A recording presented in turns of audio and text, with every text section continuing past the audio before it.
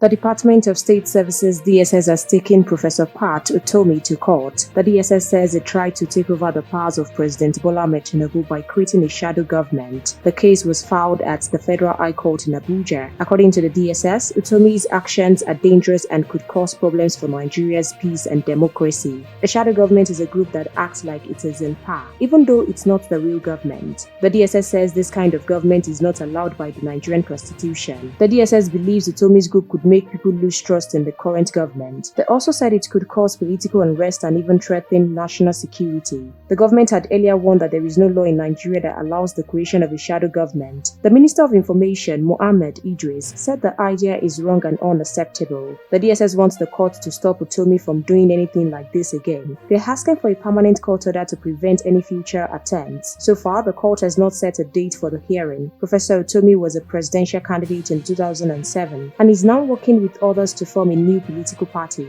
Allegedly, he believes the current political leaders in Nigeria can't fix Nigeria and wants to bring new people into politics. We'll continue to supply you more trending news updates and exclusive videos.